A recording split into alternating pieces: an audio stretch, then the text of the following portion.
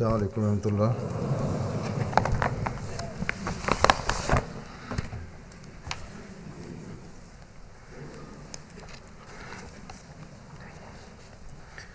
اشہد ان لا الہ الا اللہ وحدہ لا شریک لہ واشہد ان محمدا عبدہ ورسولہ. اما بعد فاعوذ باللہ من الشیطان الرجیم. بسم اللہ الرحمن الرحیم. الحمد للہ رب العالمین الرحمن الرحیم مالک یوم الدین. إياك نعبد وإياك نستعين. اهدنا الصراط المستقيم صراط الذين أنعمت عليهم غير المغضوب عليهم ولا الضالين.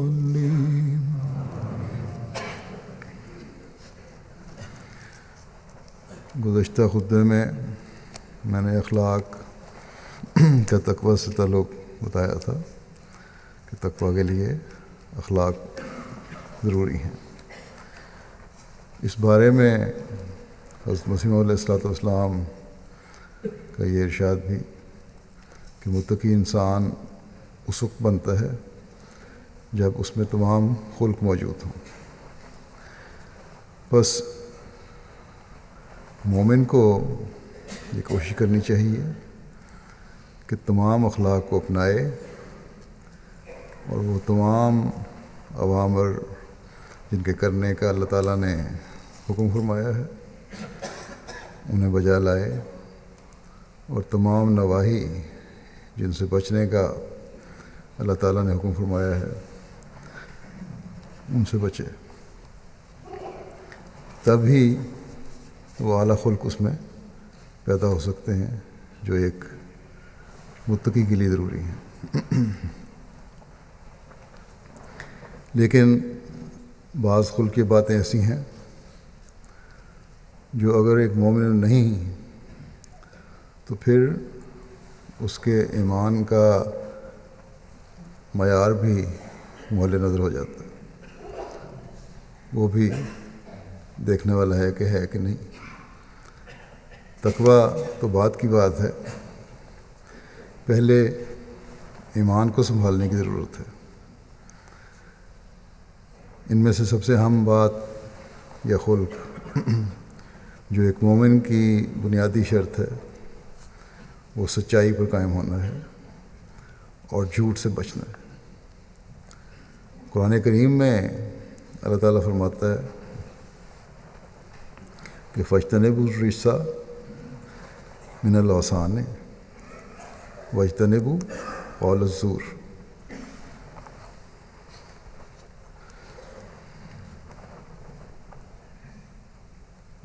بس تم بتوں کی پلیدی سے بچو اور جھوٹ کہنے سے بچو. بس بتوں کی پرستش اور جھوٹ کو ملا کر واضح کر دیا کہ اگر ہمارے اندر سچائی نہیں اور سچی بات کہنے کی عادت نہیں تو یہ ایسا ہی بڑا گناہ ہے جیسے بتوں کو پوجنا. یہ ممکن ہی نہیں کہ ایک مومن کو خدا تعالیٰ کی وحدانیت پر بھی ایمان ہو اور پھر ظاہری یا مخفی بتوں کی پلیدی میں بھی وہ ملوث ہو. بس یہ بہت بڑی اور کھلی اور واضح وارننگ ہے ایک ایمان کا دعویٰ کرنے والے کے لیے، دعویٰ کرنے والے کو کہ اگر مومن ہو تو سچائی کے اعلیٰ معیار بھی اپنانے ہوں گے، ورنہ اپنے ایمان کی فکر کرو۔ حضرت مسیح موعود علیہ السلام نے بھی اس بارے میں بڑی کھول کر توجہ دلائی، بڑے واضح طور پہ بیان فرمایا ہے کہ بت کیا ہے، اور تم نے اپنے ایمان کو سلامت رکھنے کے لیے، اپنے ایمان میں ترقی کرنے کے لیے کس قسم کے بتوں کی پلیتی سے اعتراض کرنا ہے اور بچنا ہے، اور کیا طریقے اختیار کرنا ہے۔ حضرت مسیح موعود علیہ السلام نے اس مضمون کو اپنی مختلف کتب میں بھی بیان فرمایا ہے، مجالس میں بھی بار بار ذکر فرمایا ہے، اور بڑے واضح طور پر سچائی کی اہمیت بیان فرمائی۔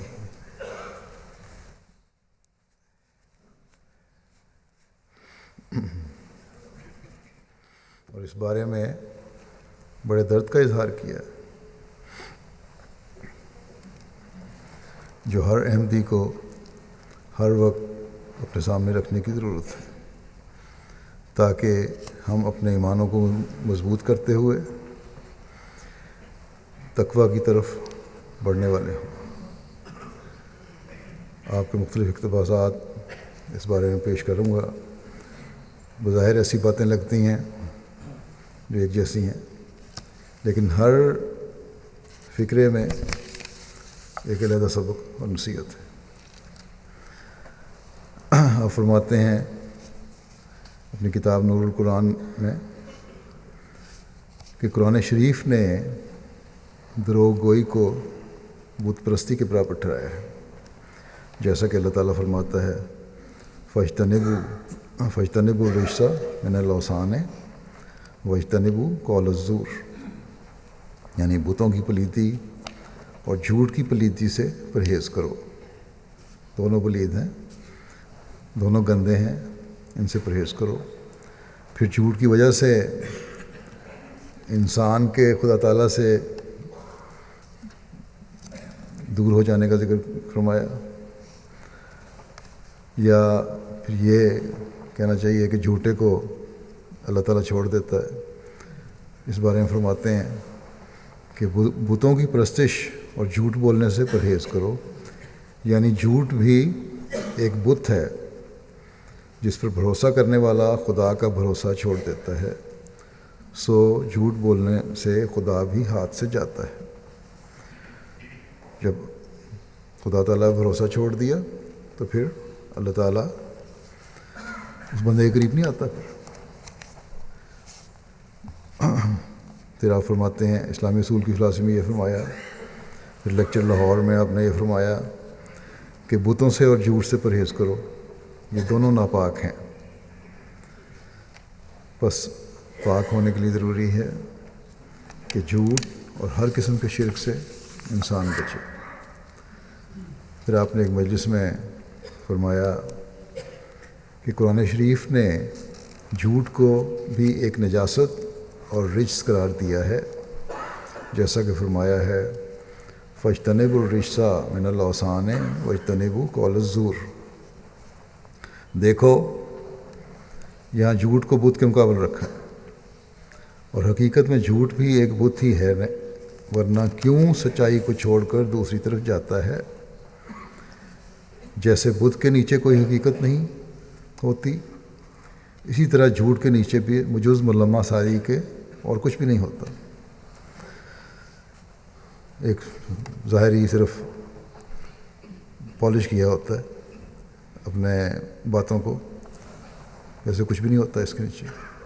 فرمایا کہ جھوٹ بولنے والوں کا اعتبار یہاں تک کم ہو جاتا ہے کہ اگر وہ سچ کہیں تب بھی یہی خیال ہوتا ہے کہ اس میں بھی کچھ جھوٹ کی ملاوٹ نہ ہو۔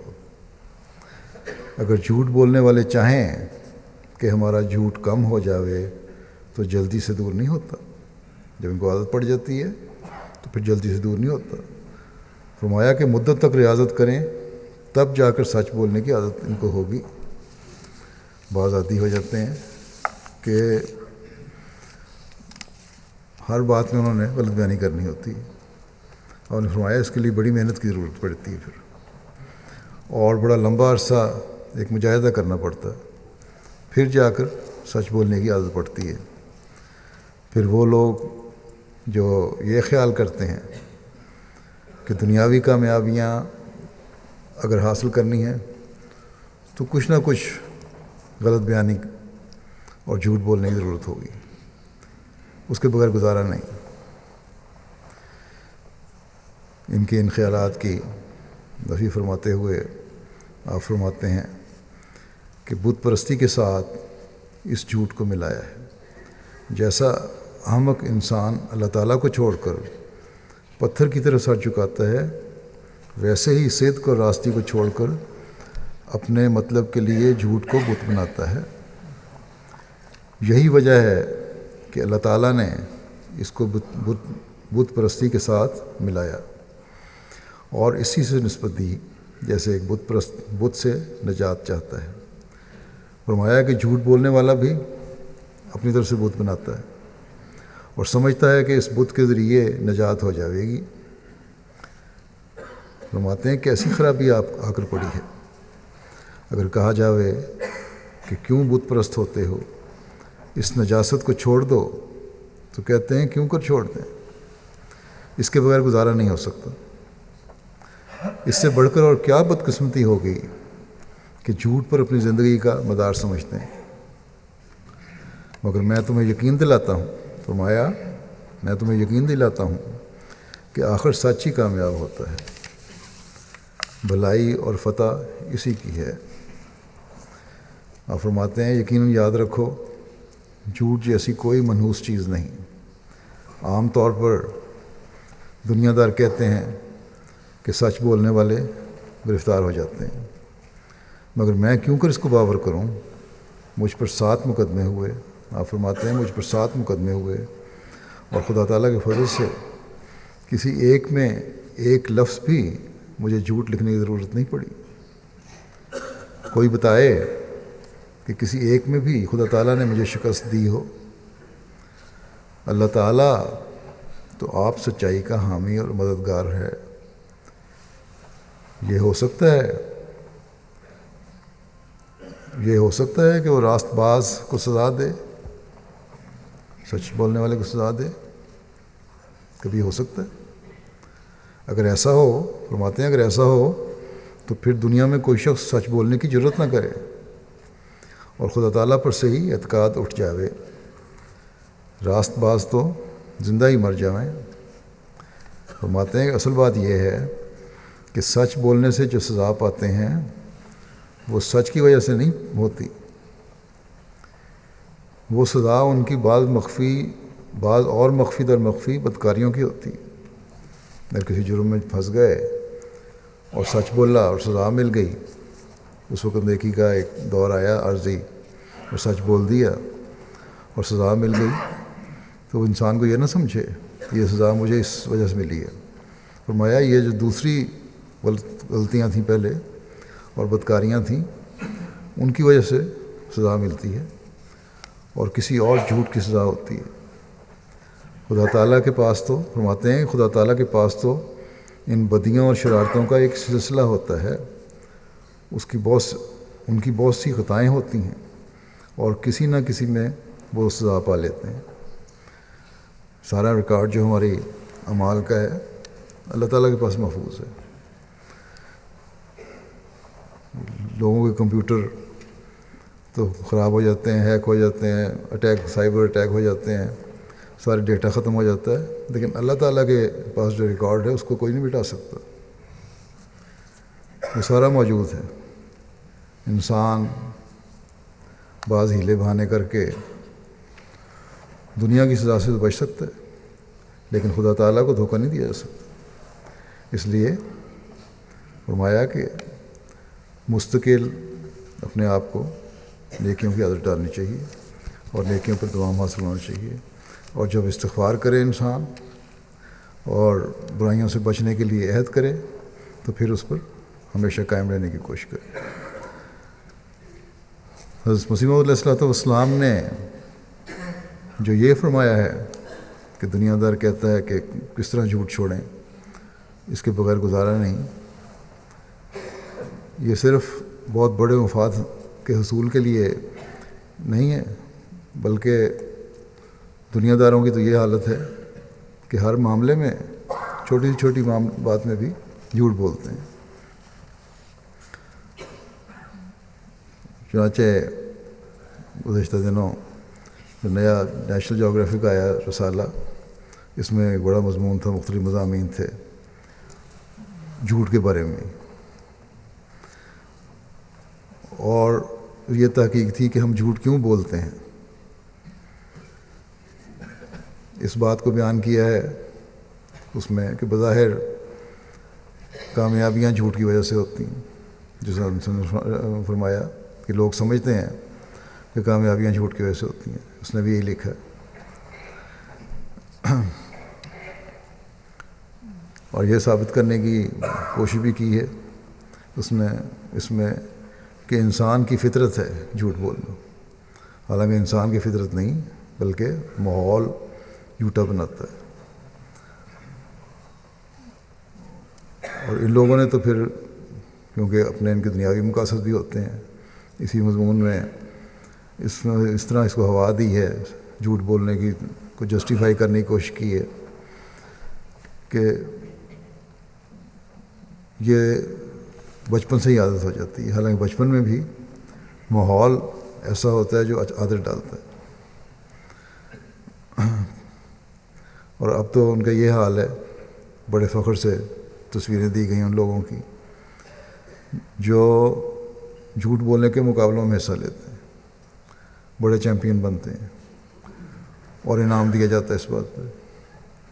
چنانچہ ایک انعام حاصل کرنے والے نے کہا کہ بعض کہانیاں کچھ تو میری صحیح ہوتی ہیں جو میں بیان کرتا ہوں، لیکن ان کہانیوں پہ بھی اگر ملمہ سازی نہ ہو جھوٹ کی، جیسا انسان نے فرمایا، تو لوگوں کے لیے انتہائی بورنگ ہو جائیں میری باتیں، کوئی ان پہ توجہ نہ دے. اس لیے لوگوں کی توجہ کھینچنے کے لیے جھوٹ بولتا ہوں. پھر اسی مضمون میں عام سیاست بچوں سے لے کر سیاستدانوں اور مختلف پیشوں سے لے کر سائنسدانوں تک کی یہی باتیں ہیں کہ ان کی باتوں میں جھوٹ شامل ہوتا ہے. اور اس معاشرے میں ماحول میں اتنا جھوٹ ہے کہ ہر جگہ جھوٹ ہی جھوٹ نظر آئے گا، اور ان کے خیال میں اس سے بچنے کی کوئی راہ نہیں، مجبوری ہے کہ ہم جھوٹ بولیں. ہم لوگ جو یہ کہتے ہیں کہ ان لوگوں کا سچائی کا معیار بہت اچھا ہے مغربی قوموں کا، تو اس مضمون کو پڑھ کر لگتا ہے کہ ان کی ہر بات کی بنیاد جھوٹ پر ہے. انہوں نے جو سروے کیا، ابتدائی سروے ایک کیا پہلے، اس سے پتہ چلا کہ ہر شخص روزانہ 3-4 جھوٹ بولتا ہے. اور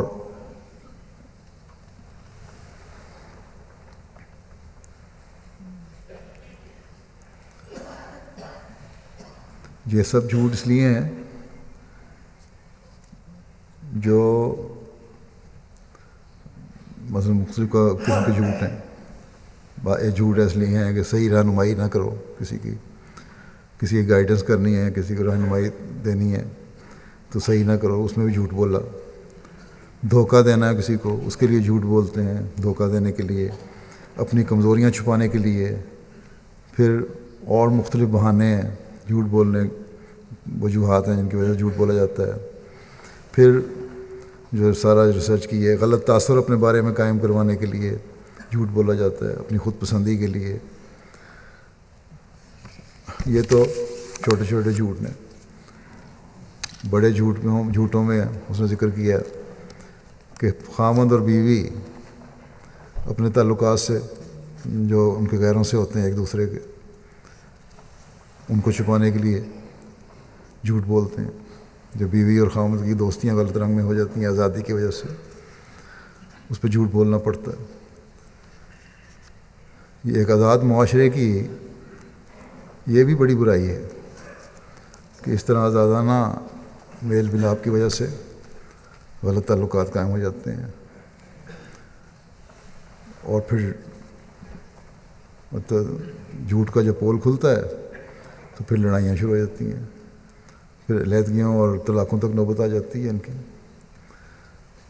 ہمارے ہاں بھی اگر آپ جائزہ لیں تو گھروں کی لڑائیاں، طلاق اور خلا کی نوبت اس لیے آتی ہے کہ جھوٹ کا سہارا لیا جاتا ہے، جبکہ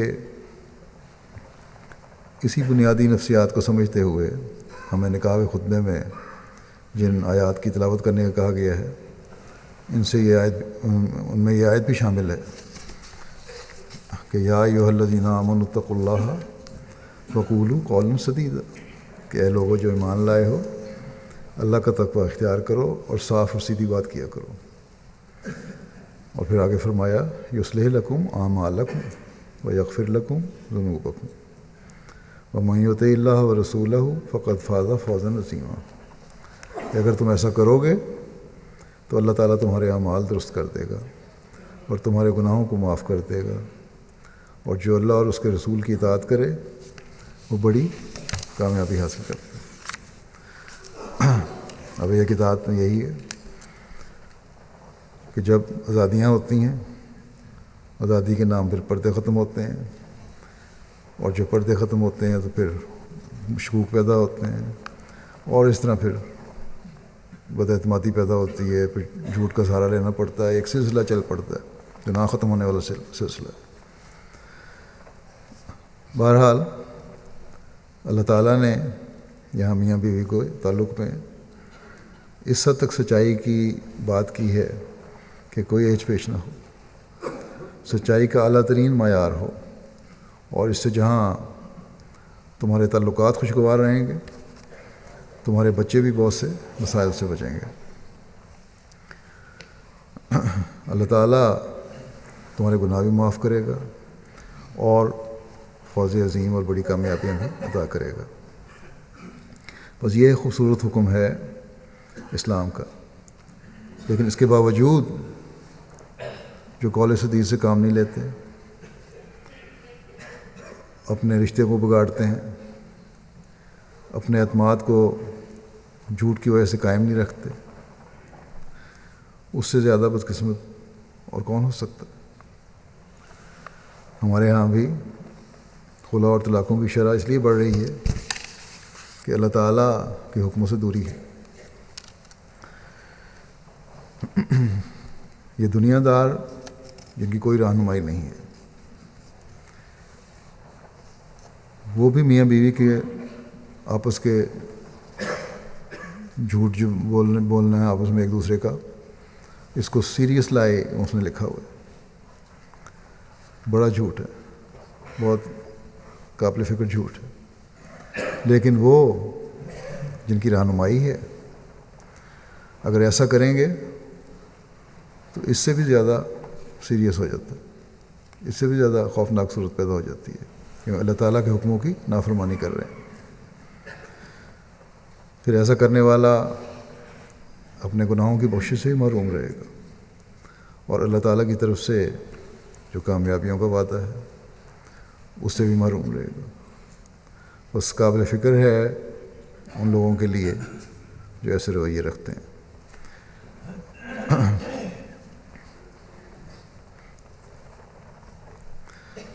اس نے لکھا ہے اس میں یہ بھی کہ لوگ عام طور پر جھوٹ بولتے ہیں اپنی غلطیاں چھپانے کے لیے، جو زیادہ پرسنٹیج ان کی بن رہی ہے، لوگوں سے بچنے کے لیے، لوگوں کا سامنا کرنے سے بچنے کے لیے، ملنا نہیں چاہتے تو کہہ دیا کہ گھر پر نہیں ہے، بیوی یا بچوں کو کہہ دیا۔ بعض لوگ اپنے بچوں کو کہہ دیتے ہیں کہ آنے والے کو یا فون کرنے والے کو کہہ دو کہ میرے باپ گھر پہ نہیں ہے یا ماں گھر پہ نہیں ہے۔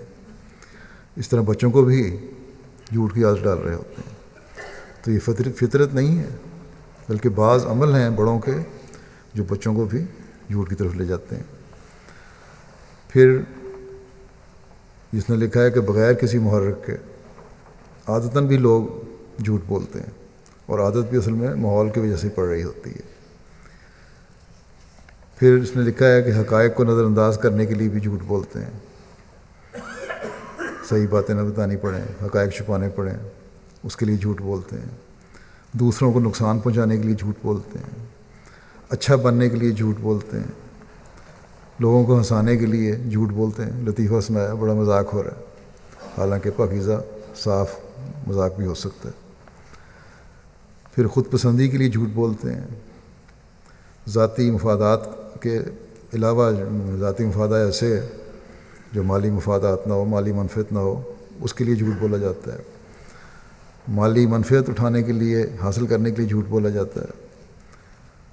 تو اس سروے نے علیحدہ ہر قسم کے جھوٹ بولنے والوں کی فیصد شرح نکالی ہوئی ہے۔ تو ان میں غلطیاں چھپانے والے، مالی منفعت والے اور دوسرے جو متفرق مفادات ہیں حاصل کرنے کے لیے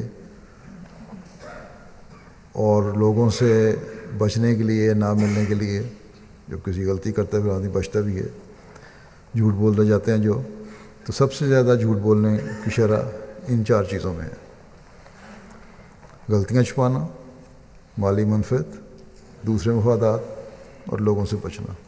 ان کا سروے یہ کہتا ہے۔ تو یہ تو ان لوگوں کا حال ہے جو ہمارے میں سے بہت سے لوگ جن کو سمجھتے ہیں کہ ان کا سچائی کا معیار ہمارے سے بہتر ہے۔ اگر یہ لوگ ہمارے لیے معیار ہیں تو پھر ایک مومن کہلانے والے کے لیے قابل فکر بات ہے۔ یہ لوگ تو ویسے ہی خدا تعالیٰ کو نہیں مانتے یا شرک کرنے والے ہیں، لیکن ہم جو ایمان کا دعویٰ کرتے ہیں اور دین کی تعلیم پر عمل کرنے کا دعویٰ کرتے ہیں، وہ اگر سچائی سے ہٹیں گے تو نہ صرف دین سے دور ہٹتے ہیں بلکہ شرک کے بھی مرتکب ہو رہے ہوتے ہیں۔ بس ہمیں اپنی سچائی کے معیاروں کو پرکھنے کی ضرورت ہے، ان پر نظر رکھنے کی ضرورت ہے۔ اللہ تعالیٰ گواہیوں کے بارے میں فرماتا ہے کہ جھوٹی گواہیاں نہ دو۔ چنانچہ عباد الرحمن کے بارے میں اللہ تعالیٰ فرماتا ہے کہ والذین لا یشہدون الزور، اور وہ لوگ جھوٹی گواہی نہیں دیتے۔ بس نہ ہماری گواہیاں مالی منفعت کے لیے یا مفادات کے لیے جھوٹی ہونی چاہیے، نہ کسی اور مقصد کے لیے یہ جھوٹی ہونی چاہیے، کیونکہ اگر ہم چاہتے ہیں کہ رحمان خدا کے بندے بنیں اور ایمان میں بڑھیں تو پھر ان جھوٹوں سے بچنا ہوگا، بلکہ شیطان سے بچنے کے لیے بھی ضروری ہے۔ اور شیطان کیونکہ جھوٹ بولنے سے رحمان خدا سے قطع تعلقی ہوگی، اس سے تعلق ختم ہوگا، اور جب خدا سے تعلق ختم ہو تو حضرت مسیح موعود علیہ السلام نے فرمایا ایک جگہ کہ پھر شیطان سے تعلق قائم ہو جاتا ہے، شیطان کی پکڑ میں انسان آ جاتا ہے۔ ہماری سچائی کے معیار کیا ہونے چاہیے اور کس طرح ہم نے جھوٹ سے بچنا ہے، اس بات کو بیان فرماتے ہوئے ایک جگہ حضرت مسیح موعود علیہ السلام فرماتے ہیں کہ مجھے اس وقت اس نصیحت کی حاجت نہیں کہ تم خون نہ کرو، کیونکہ بجز نہایت شریر آدمی کے کون ناحق کے خون کی طرف قدم اٹھاتا ہے، کسی کا قتل کوئی نہیں کرتا۔ فرماتے ہیں مگر میں کہتا ہوں کہ نا انصافی پر ضد کر کے سچائی کا خون نہ کرو، حق کو قبول کر لو اگرچہ ایک بچے سے، اور اگر مخالف کی طرف حق پاؤ تو پھر فی الفور اپنے خشک منطق کو چھوڑ دو۔ اگر بچہ بھی یہ کوئی سچی بات کر رہا ہے تو اس کو قبول کر لینا چاہیے، ضد نہیں کرنی چاہیے۔ فرمایا کہ سچ پر ٹھہر جاؤ اور سچی گواہی دو، جیسا کہ اللہ جل شانہ فرماتا ہے اجتنبوا الرجس من الاوثان واجتنبوا قول الزور، یعنی بتوں کی پلیدی سے بچو اور جھوٹ سے بھی کہ وہ بت سے کم نہیں۔ فرمایا کہ جو چیز قبلہ حق سے تمہارا منہ پھیرتی ہے جو سچائی سے تمہارا منہ پھیرتی ہے، سچائی سے دوسری طرف لے کر جاتی ہے، وہی تمہاری راہ میں بت ہے۔ سچی گواہی دو، اگرچہ تمہارے باپوں یا بھائیوں یا دوستوں پر ہو۔ چاہیے کہ کوئی عداوت بھی تمہیں انصاف سے مانع نہ کرے، انصاف سے ہٹو گے تو جھوٹ بھی ہوگا۔ کسی عیسائی نے یہ اعتراض کیا کہ حضرت صلی اللہ علیہ وسلم نے 3 جگہ جھوٹ بولنے کی اجازت دی ہے، اور اپنے دین کو چھپانے کے لیے قرآن میں صاف حکم دے دیا ہے کہ جھوٹ بول لو،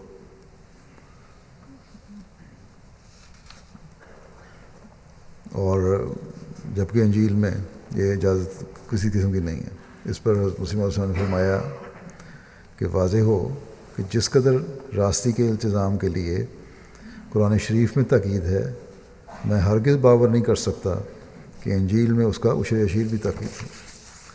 آپ فرماتے ہیں کہ قرآن شریف نے دروغ گوئی کو بت پرستی کے برابر ٹھہرایا ہے، جیسا کہ اللہ تعالیٰ فرماتا ہے فاجتنبوا الرجس من الاوثان واجتنبوا قول الزور، یعنی بتوں کی پلیدی اور جھوٹ کی پلیدی سے پرہیز کرو۔ اور پھر ایک جگہ فرماتا ہے کہ یا ایھا الذین آمنوا کونوا قوامین بالقسط شہداء للہ ولو علی انفسکم او الوالدین والاقربین، یعنی اے ایمان والو، انصاف اور راستی پر قائم ہو جاؤ اور سچی گواہیوں کو للہ ادا کرو، اللہ کے لیے ادا کرو، اور اگرچہ تمہاری جانوں پر ان کا ضرر پہنچے یا تمہارے ماں باپ اور تمہارے اقارب ان گواہیوں سے نقصان اٹھائیں۔ بس یہ معیار ہے سچائی کا، بے شک یہ انصاف کا بھی معیار ہے، لیکن اس انصاف قائم نہیں ہوتا اس وقت تک جب تک سچائی نہ ہو۔ بس یہ معیار ہیں جو ایک مومن کے لیے ضروری ہیں۔ حضرت مسیح علیہ السلام اس کی مزید وضاحت کرتے ایک جگہ فرماتے ہیں کہ خدا تعالیٰ نے عدل کے بارے میں جو بغیر سچائی پر پورا قدم مارنے کے حاصل نہیں ہو سکتی فرمایا ہے لا یجرمنکم شنآن قوم علی الا تعدلوا اعدلوا ھو اقرب للتقویٰ، یعنی دشمن قوموں کی دشمنی تمہیں انصاف سے مانے نہ ہو۔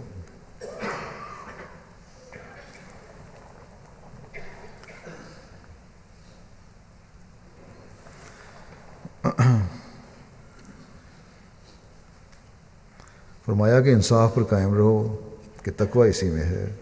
اب آپ کو معلوم ہے، فرماتے ہیں اب آپ کو معلوم ہے کہ جو قومیں ناحق ستاویں اور دکھ دیویں اور خون ریزیاں کریں اور تعاقب کریں اور بچوں اور عورتوں کو قتل کریں جیسا کہ مکہ والے کافروں نے کیا تھا، پھر لڑائیوں سے باز نہ آویں، ایسے لوگوں کے ساتھ معاملات میں انصاف کے ساتھ برتاؤ کس قدر مشکل ہوتا ہے، مگر قرآنی تعلیم نے ایسے جانی دشمنوں کے حقوق کو بھی ضائع نہیں کیا اور انصاف اور راستی کے لیے وصیت کی ہے کہ میں سچ سچ کہتا ہوں، فرماتے ہیں میں سچ سچ کہتا ہوں کہ دشمن سے مدارات سے پیش آنا آسان ہے، مگر دشمن کے حقوق کی حفاظت کرنا اور مقدمات میں عدل اور انصاف کو ہاتھ سے نہ دینا یہ بہت مشکل اور فقط جوان مردوں کا کام ہے۔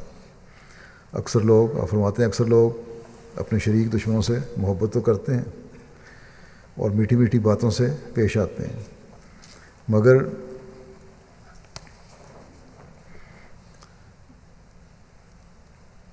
ان کے حقوق دبا لیتے ہیں، وہاں حق دبانے کے لیے جھوٹ بول جاتے ہیں، انصاف سے کام نہیں لیتے، جھوٹ بولتے ہیں۔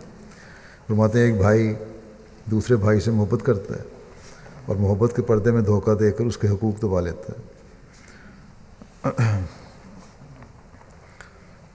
پھر فرمایا، اس کی مثال دی ہے آپ نے، مثلا اگر ایک ذمہ دار ہے تو چالاکی سے کا نام کاغذات بندوبست میں نہیں لکھواتا، جو کاغذات ہوتے ہیں سرکاری رجسٹریاں وہاں کام نہیں لکھواتا، نام نہیں لکھواتا، اور یوں اتنی محبت کہ اس پر قربان ہوا جاتا ہے۔ بہت سارے کیس ایسے آتے ہیں، جھوٹے طور پر بعض رشتہ دار عزیز اپنے رشتہ داروں کی جائیدادوں کے کاغذات بدلوا لیتے ہیں، یا نام نہیں لکھواتے، یا صحیح طرح گواہی نہیں دیتے، اور ان کو مالی نقصان برداشت کرنا پڑتا ہے۔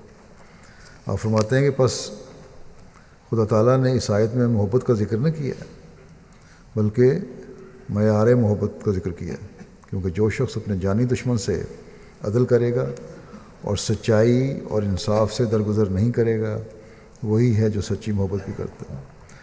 بس یہ معیار ہے کہ صرف عارضی مفادات کے لیے نہیں، عام روزمرہ کے معاشرتی معاملات کے لیے نہیں، بلکہ ایک مومن کہ سچائی کے معیار وہ ہوں کہ ایک دشمن کو بھی نقصان پہنچانے کے لیے بھی جھوٹ نہیں بولنا۔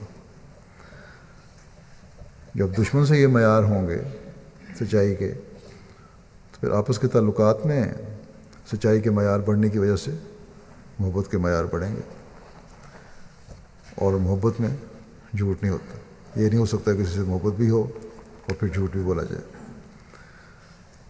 کیونکہ محبت بے اختیار ہوتی ہے۔ بس یہ وہ معیار ہیں جو حاصل کرنے کی کوشش کرنی چاہیے۔ پھر جب ایسے معیار ہوں گے سچائی کے، تو پھر ایک بھائی کو کسی بھی قسم کا انسان دھوکہ نہیں دے سکتا۔ سچائی کی اہمیت بیان فرماتے ہوئے حضرت مسیح علیہ السلام مزید نصیحت کرتے ہوئے فرماتے ہیں کہ حرام خوری اس قدر نقصان نہیں پہنچاتی جیسے قول زور، جھوٹی بات۔ اس سے کوئی یہ نہ سمجھ بیٹھے کہ حرام خوری اچھی چیز ہے، یہ سخت غلطی ہے۔ اگر کوئی ایسا سمجھے تو غلط ہے۔ فرماتے ہیں کہ میرا مطلب یہ ہے کہ ایک شخص جو اضطراراً سور کھا لے تو یہ امر دیگر ہے، لیکن اگر وہ اپنی زبان سے خنزیر کا فتویٰ دے تو وہ اسلام سے دور نکل جاتا ہے۔ اضطراری طور پر سور اور گوشت کھانے کی اجازت ہے، کھا لے، بھوکا مر رہا ہے، کوئی اور چیز ہے، لیکن زبان سے فتویٰ دے دینا کہ سور کھانا جائز ہے، یہ جو ہے اسلام سے دور کر دیتا ہے انسان کو۔ فرماتے ہیں کہ اللہ تعالیٰ کے حرام کو حلال ٹھہراتا ہے اس طرح انسان۔ پھر آپ فرماتے ہیں غرض اس سے معلوم ہوا کہ زبان کا زیاں خطرناک ہے، اس لیے متقی اپنی زبان کو بہت ہی قابو میں رکھتا ہے، اس کے منہ سے کوئی ایسی بات نہیں نکلتی جو تقویٰ کے خلاف ہو۔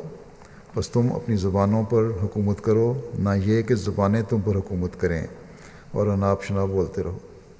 انسان کو اپنی زبان پر کنٹرول ہونا چاہیے، یہ حکومت ہے زبان پر، نہ یہ کہ جو زبان میں آئے بول دیا انسان نے۔ اس سے پھر جھوٹ سچ ہر چیز نکلتی جاتی بات، اور پھر فتنے اور فساد پیدا ہوتے ہیں۔ پھر بس ہر وقت یہ خیال رکھنے کی ضرورت ہے کہ ہماری زبان ہمیشہ سچائی کے اس معیار پر قائم ہو جو نہ صرف یہ ہے کہ شرک سے محفوظ رکھنے والی ہے، بلکہ تقویٰ کے معیاروں کو بھی حاصل کرنے والی ہو، اسے محفوظ رہ کر۔ جھوٹ میں ملوث لوگوں کی مختلف حالتیں جو میں نے اس مضمون کے حوالے سے بیان کی تھیں، انہیں سامنے رکھ کر ہر ایک کو اپنے جائزے لینے کی ضرورت ہے کہ کیا اس کسی قسم کے جھوٹ میں ہم ملوث تو نہیں، اگر ہیں تو کس طرح اس سے نجات حاصل کرنی ہے۔ نجات حاصل کرنے کا ذریعہ تو اللہ تعالیٰ نے بتا دیا۔ اللہ تعالیٰ سب کو اس بات کو سمجھنے کی توفیق دے، اور بلکہ سچائی سے بڑھ کر آگے قول سدید پر قائم ہونے کی توفیق عطا فرمائے۔ پھر ایک اہم نیکی جو مومن کا خلق ہونی چاہیے اور اللہ تعالیٰ کا قرب دلاتی ہے، وہ عاجزی اور تکبر سے دوری ہے۔ چنانچہ ایک جگہ تکبر کرنے والے لوگوں کے بارے میں اللہ تعالیٰ فرماتا ہے کہ ولا تصائر خدک للناس ولا تمشی فی الارض مرحا،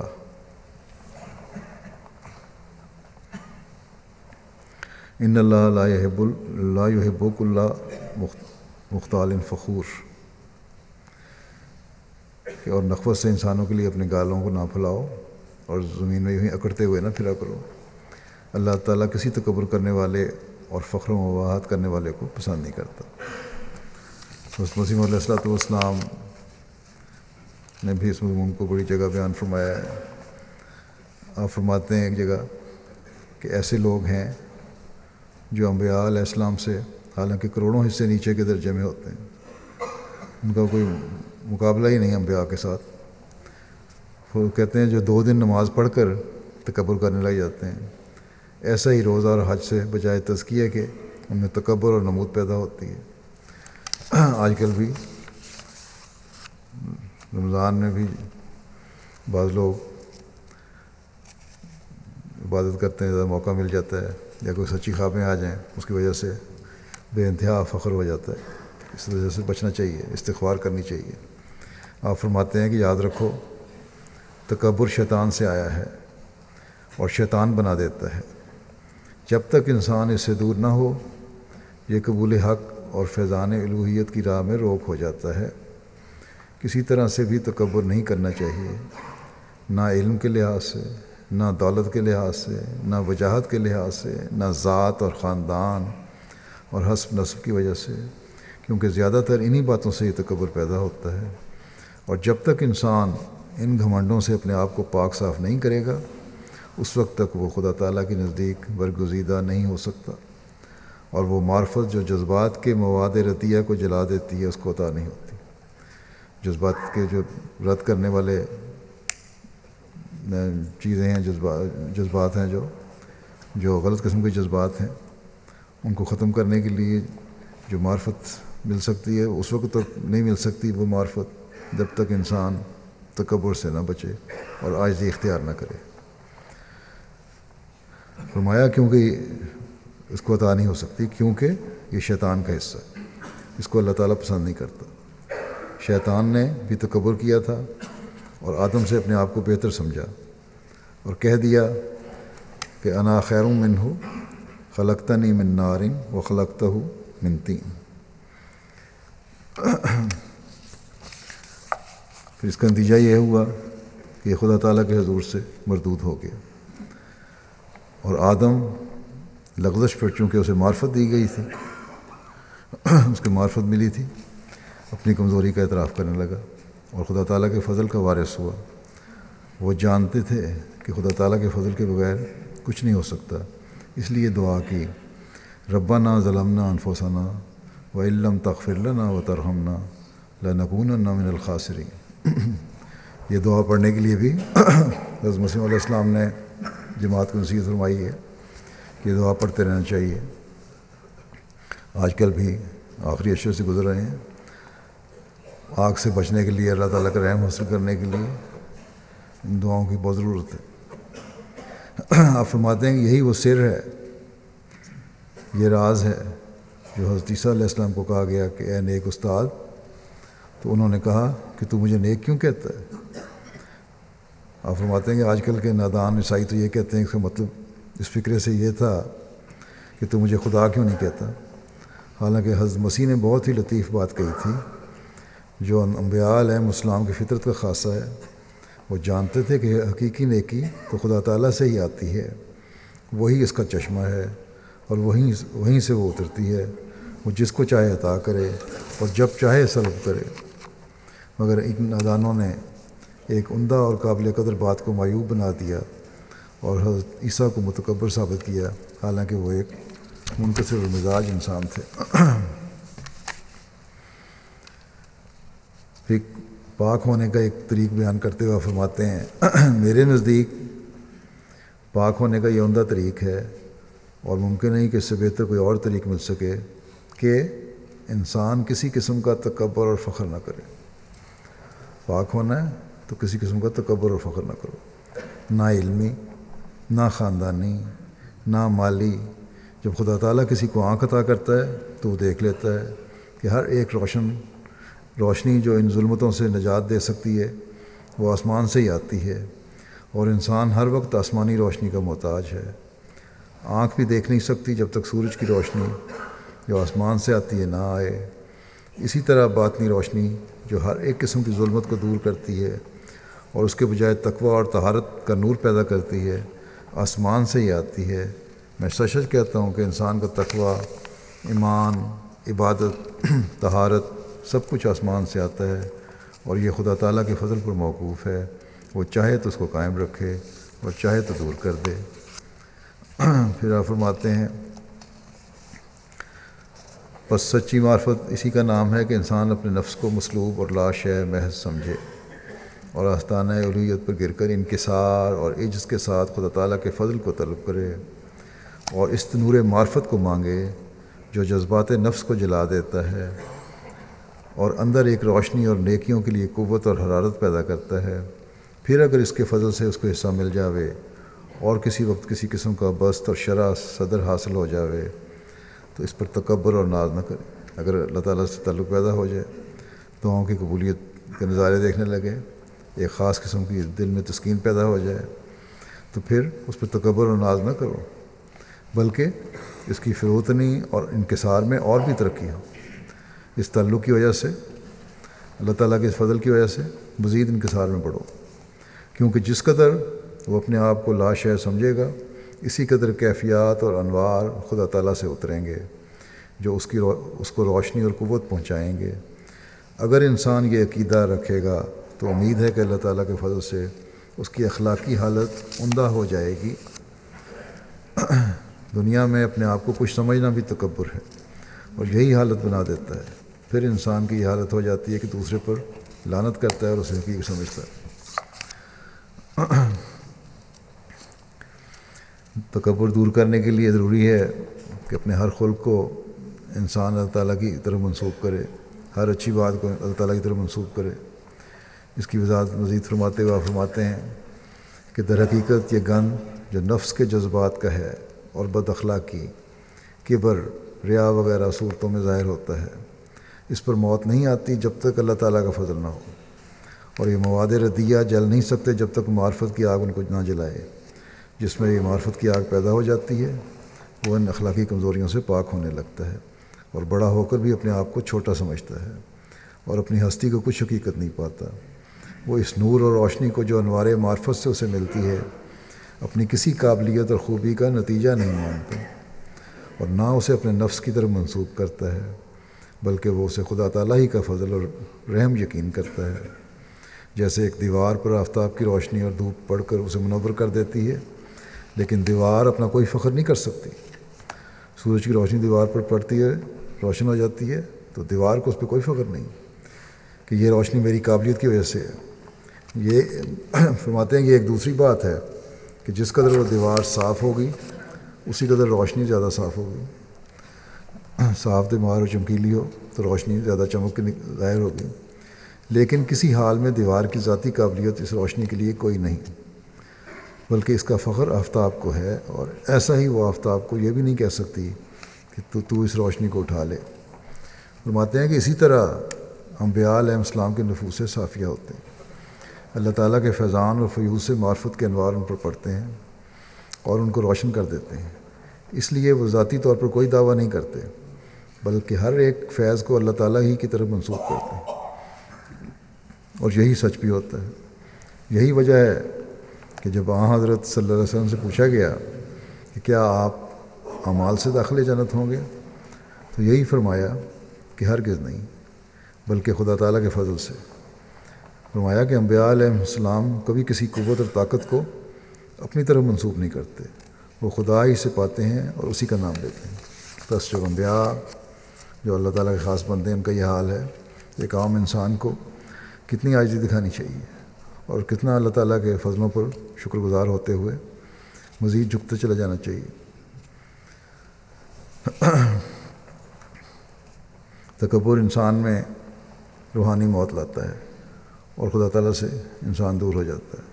اس بات کو بیان فرماتے ہوئے انہوں نے فرمایا کہ اللہ تعالیٰ بہت رحیم و کریم ہے، وہ ہر طرح انسان کی پرورش فرماتا ہے، اس پر رحم کرتا ہے، اسی رحم کی وجہ سے وہ اپنے ماموروں اور مرسلوں کو بھیجتا ہے تا وہ اہل دنیا کو گناہ آلود زندگی سے نجات دیں۔ مگر تکبر بہت خطرناک بیماری ہے، جس انسان میں یہ پیدا ہو جاوے اس کے لیے روحانی موت ہے۔ فرمایا کہ میں یقیناً جانتا ہوں کہ یہ بیماری قتل سے بھی بڑھ کر ہے۔ متکبر شیطان کا بھائی ہو جاتا ہے، اس لیے کہ تکبر ہی نے شیطان کو ذلیل و خوار کیا۔ اس لیے مومن کی یہ شرط ہے کہ اس میں تکبر نہ ہو، بلکہ انکسار، عاجزی، فروتنی اس میں پائی جائے، اور یہ خدا تعالیٰ کے ماموروں کا خاصہ ہوتا ہے، ان میں حد درجہ کی فروتنی اور انکسار ہوتا ہے، اور سب سے بڑھ کر حضرت صلی اللہ علیہ وسلم میں یہ وصف تھا۔ آپ کے خادم نے اسے پوچھا گیا کہ تیرے ساتھ آپ کا کیا معاملہ ہے، کس طرح آپ سلوک کرتے ہیں تمہارے ساتھ؟ خادم سے پوچھا، اس نے کہا کہ سچ تو یہ ہے کہ مجھ سے زیادہ وہ میری خدمت کرتے ہیں۔ اللہم صلی علی محمد وعلی آل محمد وبارک وسلم۔ جماعت کو اس بارے میں نصیحت کرتے ہوئے آپ فرماتے ہیں کہ عام طور پر تکبر دنیا میں پھیلا ہوا ہے، علماء اپنے علم کی شیخی اور تکبر میں گرفتار ہیں، فقراء کو دیکھو تو ان کی بھی حالت اور ہی قسم کی ہو رہی ہے، ان کو اصلاح نفس سے کوئی کام ہی نہیں رہا، ہر ایک تکبر میں مبتلا ہے، اپنی اصلاح کرنے کی طرف کوئی توجہ نہیں۔ فرماتے ہیں ان کی غرض و غایت صرف جسم تک محدود ہے، اس لیے ان کے مجاہدے اور ریاستیں بھی کچھ اور ہی قسم کی ہیں، جیسے ذکر الرا وغیرہ، جن کا چشمہ نبوت سے پتہ نہیں چلتا۔ حضرت صلی اللہ علیہ وسلم کی ذات سے ایسے ذکروں اور مجاہدوں کا تو ہمیں پتہ نہیں لگتا۔ فرماتے ہیں کہ میں دیکھتا ہوں کہ دل کو پاک کرنے کی طرف ان کی توجہ ہی نہیں ہے، صرف جسم ہی جسم باقی رہا ہوا ہے، جس میں روحانیت کا کوئی نام و نشان نہیں۔ یہ مجاہدے دل کو پاک نہیں کر سکتے اور نہ کوئی حقیقی نور معرفت کا بخش سکتے ہیں۔ بس یہ زمانہ بالکل خالی ہے، نبوی طریق جیسا کہ کرنے کا تھا وہ بالکل ترک کر دیا گیا ہے اور اس کو بھلا دیا ہے۔ اب اللہ تعالیٰ چاہتا ہے کہ وہ عہد نبوت پھر آ جاوے اور تقوی اور طہارت پھر قائم ہو، اور اس نے اس جماعت کے ذریعے چاہا ہے۔ اللہ تعالیٰ یہ ساری نیکیاں اور تقوی پیدا کرنا، ایمان مضبوط کرنا چاہتا ہے، اس جماعت کے ذریعے چاہتا ہے۔ آپ فرماتے ہیں پس فرض ہے کہ حقیقی اصلاح کی طرف تم توجہ کرو۔ جب جماعت سے اللہ تعالیٰ چاہتا ہے تو افراد جماعت جو ہیں وہ حقیقی اصلاح کی طرف توجہ کریں۔ آپ فرماتے ہیں حقیقی اصلاح کی طرف تم توجہ کرو اسی طرح پر جس طرح پر حضرت صلی اللہ علیہ وسلم نے اصلاح کا طریق بتایا۔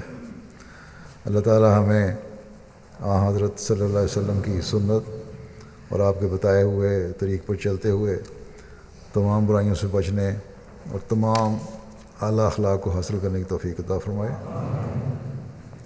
ہماری سچائیوں کے بھی وہ معیار ہوں جو اللہ تعالیٰ کا قرب دلانے والے ہوں، اور ہماری عاجزی کے بھی وہ معیار ہوں جو خدا تعالیٰ کو پسند آئیں۔ ہم حضرت مسیح علیہ الصلوۃ والسلام کی جماعت کے ایسے افراد بنیں جیسا کہ وہ ہمیں دیکھنا چاہتے ہیں۔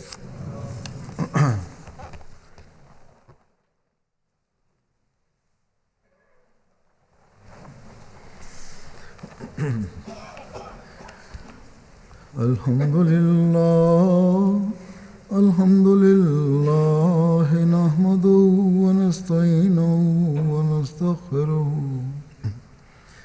ونؤمن به ونتوکل علیہ ونعوذ باللہ من شرور انفسنا ومن سیئات اعمالنا من يهده الله فلا مضل له ومن يضلل فلا هادي له ونشهد أن لا إله إلا الله ونشهد أن محمدا عبده ورسوله عباد الله رحمكم الله إن الله يأمر بالعدل والإحسان وإيتاء ذي القربى وينهى عن الفحشاء والمنكر والبغي يعظكم لعلكم تذكرون اذكروا الله يذكركم وادعوه يستجب لكم